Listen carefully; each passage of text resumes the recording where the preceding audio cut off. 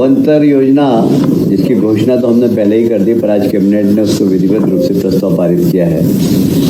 आप सभी जानते हैं कि भावांतर योजना सोयाबीन का MSP इस बार 5,328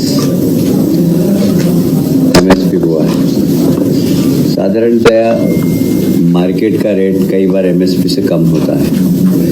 इस बार तो शायद करीब करीब बराबर जा रहा है, पर हाँ फिर भी कुछ स्थानों पर MSP से कम है मंडियों में रेट।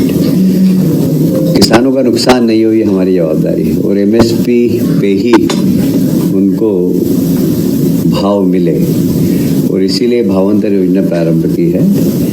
इसमें किसान किसी भी रेट में खरीदे। एक पूरे प्रदेश की मंडियों का मॉडल रेट निकालेंगे और उस मॉडल रेट से कम में यदि उसका बिकता है तो मॉडल रेट और भावांतर के बीच की राशि किसानों को मिलेगी। तो किसानों को एक बहुत बड़ी राहत है। उसका कारण है थोड़ा सा कि इस बार पानी कहीं पर बहुत ज़्यादा गिरा, कहीं कम गिरा, दाना छोटा है बड़ा है, इससे किसान को भाव कम मिलने की संभावना थी। पर ये भावांतर योजना आने से अब किसान बड़े लाभान्वित होंगे, किसी किसान को नुकसान नहीं होगा और कम से कम उसको MSP और मॉडल रेट के बीच का पैसा तो उसको मिलेगा ही, ये इसमें सुनिश्चित किया गया है।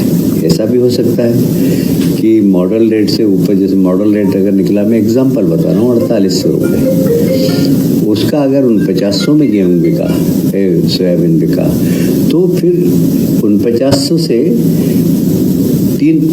428 ये उसके खाते में जमा हो जाएगा, DBT हो जाएगा, सीधे उसके खाते में पैसे जमा हो जाएंगे।